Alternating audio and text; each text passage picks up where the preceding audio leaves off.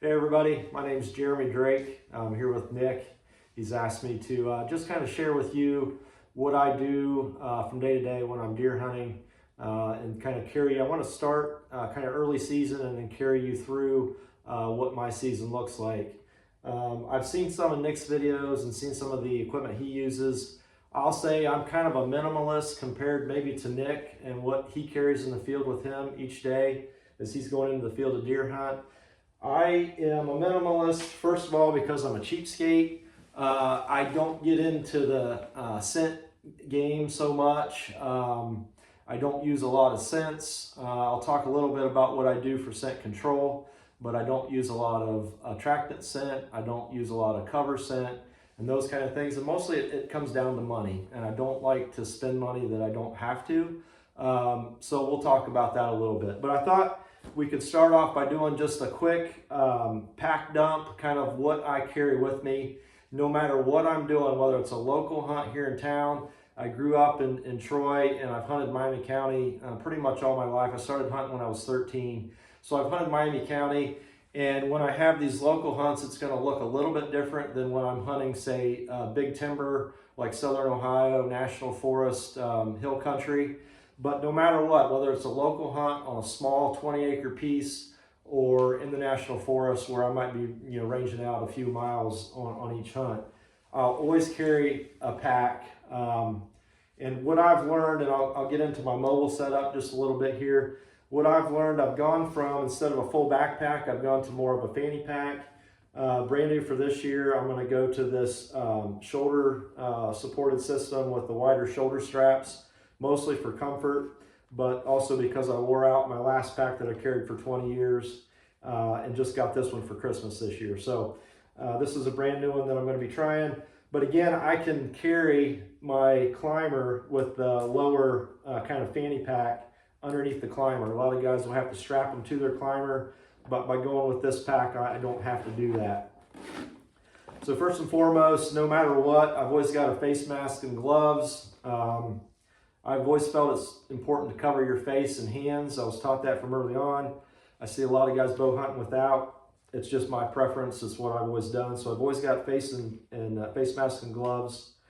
I carry a folding saw at all times. Public land in Ohio isn't like other places. You can do some light trimming, but especially for private land, if around here, if I get into a tree or a situation where I need to trim a branch, I always want to have that saw with me.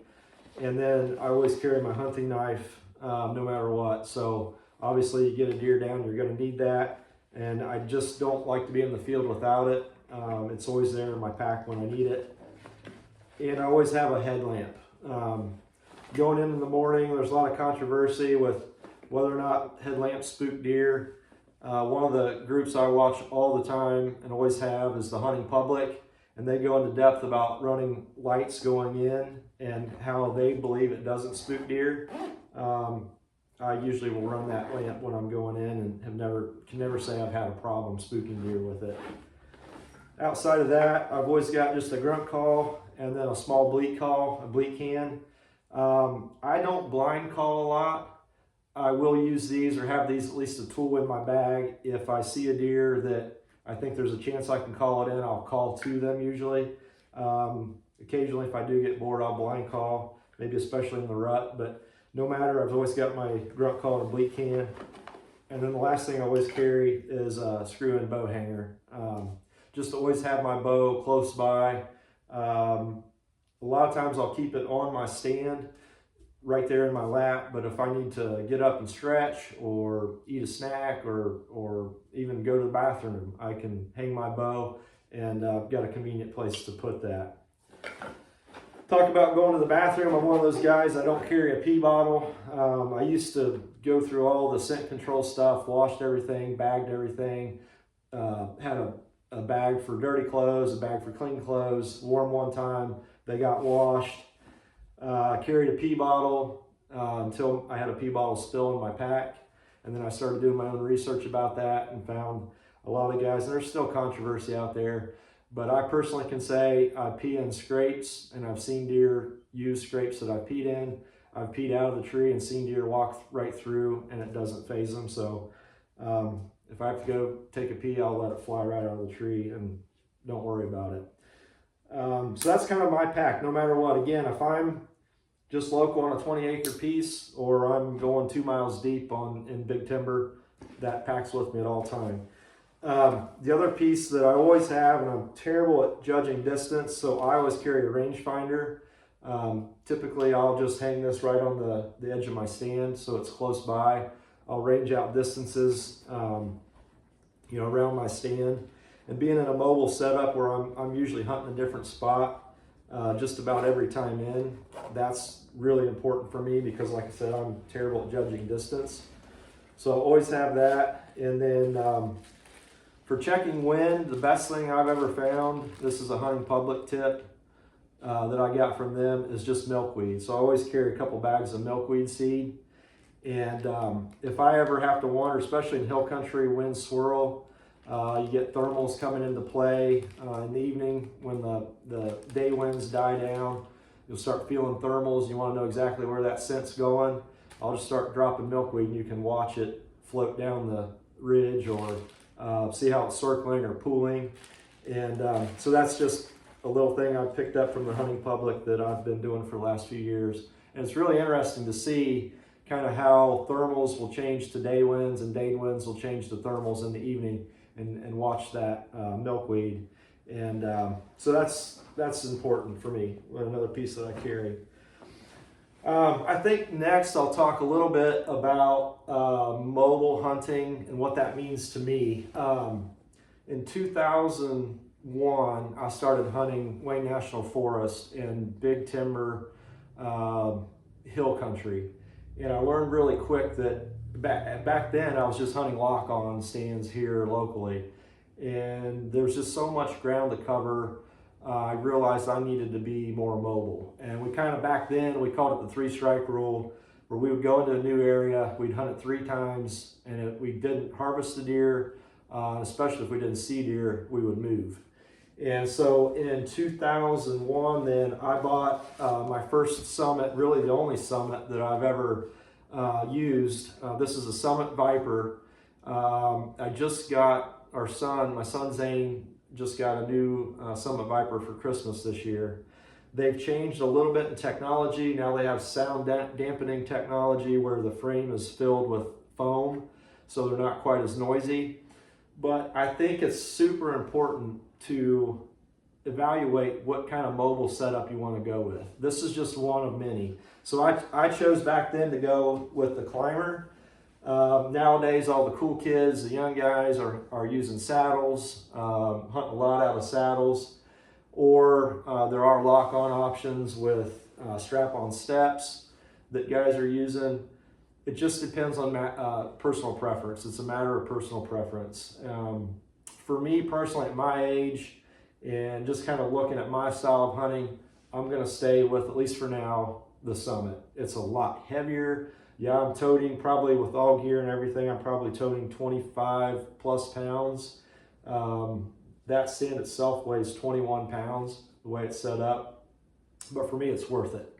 And the way I hunt usually, if I'm gonna hunt big timber in a brand new area, I'll scout it on the map. I'll go in the evening with my stand, check for sign real quick. If I find what I thought I would, I'll go ahead and put the stand on the tree, hunt that evening, and then leave the stand on the tree. So the next morning in the dark, I go into that same tree, hunt it again, and then I can make a determination whether I'm gonna sit there all day or if I'm gonna get down and scout a little bit more. Sometimes leave the stand right there at the tree, find a new spot I wanna go to, and then move the stand for the rest of that day into the following day. So that's kind of how I hunt mobilely. A lot of guys with saddles now on their backs, or they'll wear them. They'll walk all day with that saddle on and don't have to worry about that so much. One thing to consider there, I've always felt, if you go into a brand new spot in the dark in the morning, there's nothing worse than getting up a tree and then in the dark, and then daylight comes and you realize you don't have any shooting lanes because you couldn't see all these branches that were around you in the dark. So for me, it works well to go in the evening. Yeah, I'm carrying more weight, but it's super comfortable. And that's kind of what will lead me into the next part of this talk, and what I thought I'd share with you is one of my tactics, and one of the things that's probably led to more deer for me being killed is all day sits and all day comfort. And the summit stand to me is the most comfortable stand I've ever been in. I can sleep in it. If I get tired in the middle of the day, I can take a nap in it very, very easily. I can kind of lay back. It's super secure, super safe. And I can easily pull all day sits in that summit. And that's one thing that's led to more deer being killed for me probably than anything else. Any other tactic, any other piece of equipment that I carry is having the ability to, one, to be mobile, so that even locally, when I'm on a 20-acre piece, I might only hunt the same tree 2 or 3 times in the entire season. And what I do here locally is I have all my trees already picked out. So I'll go in post-season, like this time of year, where I can still see all the scrapes, all the deer trails, and I'll start picking trees that I'm gonna hunt the following fall. And I'll go ahead and cut some of those shooting lanes. I'll picture where the deer is gonna come in, how it's gonna be positioned based on the trails and the tree I'm gonna hunt out of. And I'll have those already set up. I use a Hunt Stand mobile app, so I'll pin all those locations on my app. A lot of guys are using Onyx, whatever you prefer. You've got to find a good app that you like. So I'll pin all this, get all this mapped out, and then I'll stay out of those areas until September, usually late August, September. I'll bounce in one more time just to make sure the trails are still there, no trees came down during the summer, any other branches I need to clear out, and then I'll totally stay out of them until it's time to hunt those areas. Big timber, you might not have to do that. Hill country, it's a lot more open. You don't have to worry about clearing those shooting lanes nearly as much.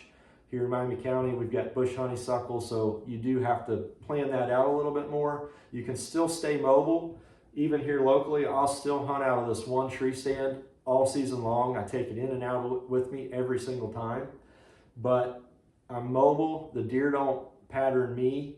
I feel like if I'm going to the same stand in and out every time, they're gonna know when I'm coming and going. By having a mobile set up, I can kind of pick and choose based on wind direction. I'll have several different trees already planned out where I'm gonna go based on wind, and I'll get up that morning, and depending on where the wind is coming out of, I'll go to whatever stand I choose. And a lot of times, especially in the rut, it's gonna be an all-day sit. And some people give me a hard time for this, but probably aside from the stand itself, one of the most important things to keep me in a stand all day is a hot thermos of coffee. This thing right here will make the mornings go by so much better for me. Bottled water and food. That larger compartment in my pack, one of the reasons it's so empty is I pack lunch, I pack snacks, I've got water, I've got coffee, and that helps me stay on stand all day, so that literally some of my biggest deer and most frequent kills come in the middle of the day, especially in the rut. So if I can be in a tree all day from, say, I don't know, November 5th or 6th, all the way to Thanksgiving, if I need to hunt that long, anytime I've got a full day that I can sit, I'm gonna sit all day. So that's just worked for me over the years. I enjoy doing it, but you gotta be comfortable. No matter what system you choose, whether it's the saddle, a lock-on, or a climber, make sure you're comfortable, make sure you feel safe, and you can put those all-day sits in. So we've talked a little bit about kind of my pack, what I carry, my stand. The other piece of equipment or gear that keeps me in the stand all day, which again leads to higher kill percentages, is clothing. And I think for me, clothing used to be really, really overlooked. And once I learned to dress to stay in a stand all day, I get guys, even some of my close relatives, brother-in-law and so forth, will ask me, how in the world did you stay in a stand all day? And I kind of thought I'd just run you through real quick what my clothing system looks like, because I build onto my system. We always talk about, everybody says wear layered clothing. What does that really look like? So I kind of thought I would show you what my layers look like and how I kind of build my system through the season.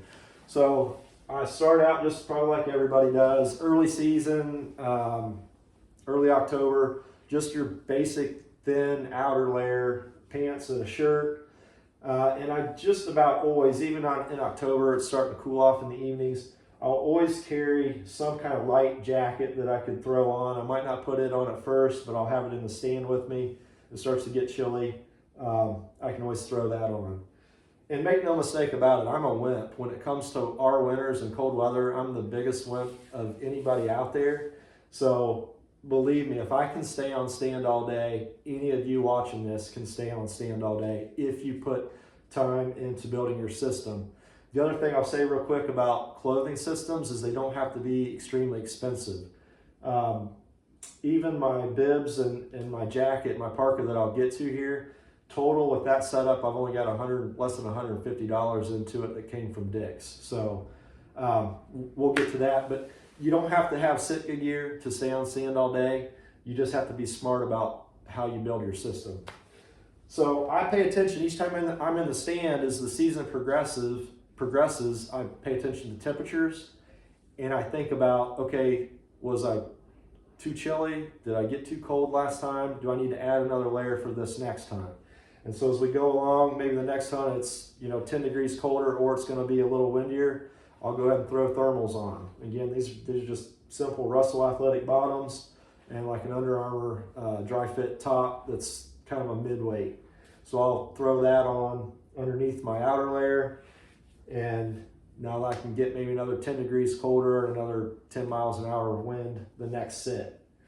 So as we go along, maybe we're getting in now to the end of October, I need to build something else into my upper layer. I have found fleece, polar fleece, for whatever reason, it's quiet, and to me it keeps me the warmest of just about any underlayer that I can use. So kind of a medium weight fleece shirt is my next thing. So I've got now, end of October, let's say, I've got a base layer now, got my lightweight, lighter weight outer layer. Now I'll throw in a fleece shirt, and then I've still got my lighter weight jacket to go over it. And that'll typically, that setup right there might get me down to 40, 45 degrees. Again, I'm a wimp. And so if I'm gonna wear this now, I'm gonna carry this kind of heavier weight, quilt lined, medium weight, I'm gonna call it a medium weight jacket. That now I'll carry that with me. I know I'm gonna wear this, and I'm gonna have that jacket in the stand with me so that it gets chilly, the wind kicks up, or starts to drop off in the evening, temperatures drop. Now I can put that jacket on and I'm not cold. As we start to progress then, let's talk just a little bit about boots as we go along real quick.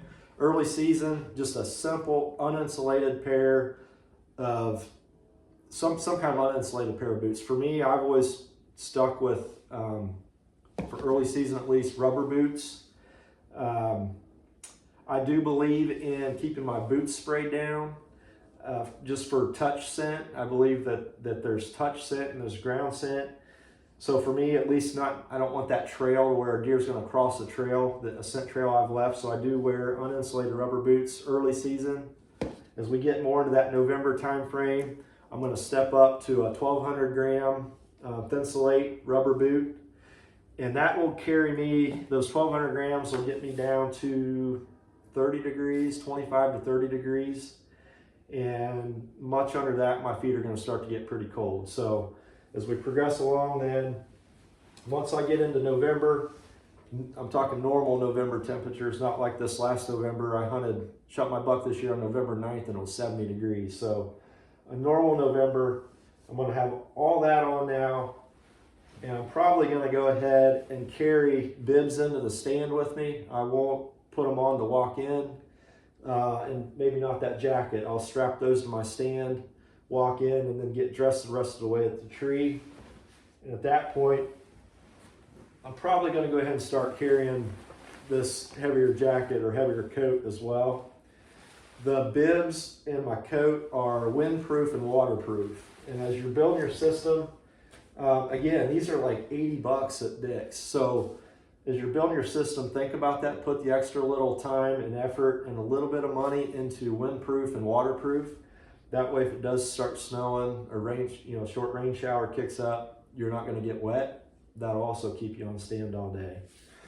Once we get on into November, things really start to drop off. We're in the 20s now in the morning, going in those real crisp, cold November mornings where you expect every buck to be on his feet running and cruising. I'm going to want to step up to a 2,000 gram Thinsulate pack boot. And these things literally look like moon boots. They're giant, but these will keep me on stand more than anything else. If I can keep my feet warm, I can stay on stand. And so I found that my feet were always getting cold, and that was usually what was driving me out of the stand. And I got on, those are from Cabela's. Those are Cabela's Predator Extremes, which I don't think they make anymore, but they still do make a 2,000 gram pack boot. And I would highly, highly recommend it. I think you can find them for less than $150, and those are worth their weight in gold. What I'll also do, when it gets down to 20 or so, especially if we get in the wind, my feet, even in those 2,000 grams, will start to get a little chilly. Again, keep in mind I'm a wimp. So heat packs are a vital piece of keeping your feet warm. Sometimes if it's 20 degrees right off the bat in the very beginning of the morning, I'll keep an extra set in my pack, and I'll go ahead and put these in my boots right at the very beginning of the hunt to keep my feet from getting cold. And then if it's an all-day sit, those will wear out in 3 hours. They say 6, a lot of times 6 or 8. 3 hours they're done. At lunchtime, I'll switch them out with a brand new pack, and I just put them in the toe of my boot, and they will keep my feet warm all day long. By switching out at lunchtime, my feet don't get cold. No matter, I've been in some really bitterly cold all-day sits, and my feet are just fine using that system right there.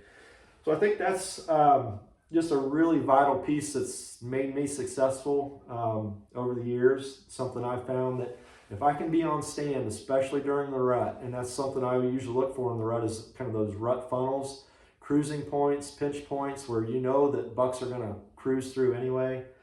But if I can't stay there all day while they're up on their feet running around looking for does and chasing, then you know your kill percentages go down just by not being able to stay out there.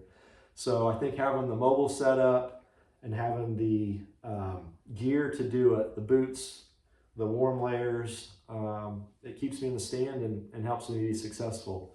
And then also the food. Don't be afraid. I mean, for me, a lot of guys give me heck for, you know, the noise of eating food and the scent and all that. I think for me personally, just by being in the stand, it kind of outweighs all the negatives that might be associated with eating food in the stand. So just some things that I thought I'd pass along that have helped me, I feel, be successful over the years. And hope you take something from that and maybe apply it to your season next year.